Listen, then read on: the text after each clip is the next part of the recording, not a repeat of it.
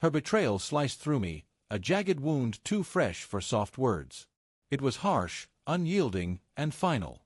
One evening, I walked into the apartment we shared, hands weighed down with grocery bags, a brief smile flickering before it faded. Her phone buzzed on the kitchen counter, flashing an unknown name and a message. "Last night was incredible. When can we meet again?" The air in the room seemed to vanish. When she stepped in and saw me holding the phone, she didn't offer explanations, just a careless shrug and the words, "I'm sorry, but I don't love you anymore." I didn't shout or plead. I grabbed my jacket and left. My friend Ethan answered his door before I could knock twice. One glance at my face, and he knew. "You can take the guest room," he said, asking nothing more. I collapsed onto the bed, letting the shadows swallow me whole. But sometimes, life sends quiet heroes. For me, it was Ethan's mother, Linda, a woman in her late 50s with silver-threaded hair and eyes that held both keen insight and gentle warmth. The next morning, she arrived with a casserole in one hand and a bag of fresh produce in the other. "You need to eat," she ordered, as if I were her own child. I could barely whisper my gratitude. She didn't probe or demand my story. She simply placed a plate of food before me and made sure I took a bite. That evening, Linda returned with her friend Rosa, a woman whose serene presence and steady tone hinted at storms she'd endured. They didn't urge me to spill my pain. Instead, they filled the room with soft conversation about their day, simple, everyday tales that gently pulled me back to the present. Over the next few days, Linda and Rosa became constants in my world. They gave me small tasks: wash the dishes, sweep the floor, fold the laundry. At first, I felt foolish, a grown man guided like a child. But soon, their intent became clear. These weren't just chores, they were lifelines to keep me anchored. When your life falls apart, the hardest part is knowing what to do with empty hands. By the fourth day, the apartment smelled of fresh citrus, and for the first time in weeks, I felt a spark of pride in something I'd done. One night, Rosa found me sitting on the edge of the guest bed, gripping an old photo of her and me, captured in a moment of joy now gone. Tears burned my eyes, unspilled. "Why does it still hurt when I know she's the one who broke us?"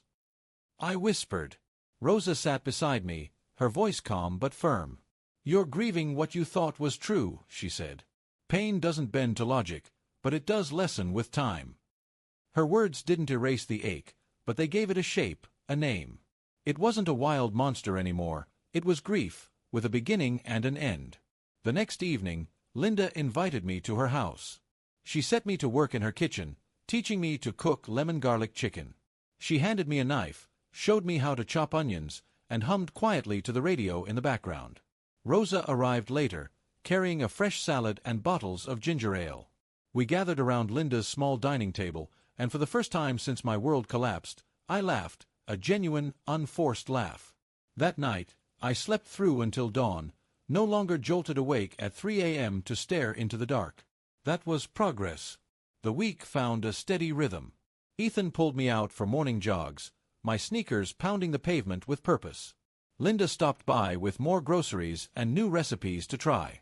Rosa checked in every few days, sometimes bringing her old pottery pieces as subtle lessons. One day, she handed me a slightly imperfect bowl and said, "It's not perfect, but it holds what it's meant to." Like healing, I began to believe her. Then came the hardest task, returning to my old apartment to collect my things. Ethan came with me for support. I expected rage, but instead, a strange peace settled over me. I packed my books, my clothes, my tools, leaving behind the coffee mug we'd chosen together, the plant we'd picked out last spring. Those were hers now. I was done holding on to pieces of a story that no longer belonged to me. That evening, Linda hosted what she called a rescue dinner. It wasn't a celebration, just pasta, warm bread, shared laughter, and a small fire pit glowing in her backyard. "Bring something to burn," she'd said, "something you're ready to release." I brought a letter I'd written in those raw, early days after leaving, pages filled with anger and pain I'd never sent. I tossed it into the fire. The paper curled, blackened, and turned to embers that drifted skyward. For the first time, my chest felt light. From there, life began to take hold again. I started seeing a counselor Linda recommended. I jogged more regularly, the burn in my legs reminding me of my own strength. I learned 3 of Linda's recipes and Rosa's hearty lentil soup. I even fixed a neighbor's dripping faucet in exchange for a batch of warm brownies. Each small act stitched me back together, bit by bit. Then, unexpectedly, my phone glowed with her name.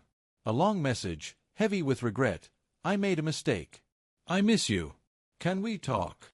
I stared at it for what felt like hours. Months ago, I would have responded before the words fully registered. But now, clarity kept me grounded. I typed one line, I wish you well, but I'm moving on. Then I blocked her number. The next morning, I shared the moment with Linda and Rosa. They didn't cheer or lecture. Linda just nodded and said, "Good. She lost something rare." Rosa slid a mug of coffee toward me and added, "You chose your own value. That's what matters." I realized then that moving forward wasn't about erasing her from my mind. It was about refusing to let those memories define me. It was about choosing my worth over her betrayal. Linda and Rosa didn't just offer meals or tasks. They fed my resilience. They showed me I wasn't broken, only wounded, and that I could rebuild. And I did. Her betrayal had shattered my trust, but staying with Ethan, and the quiet, steady care of his mother and her friend, helped me rediscover my own strength. They helped me release the woman who tried to make me believe I was less than I am.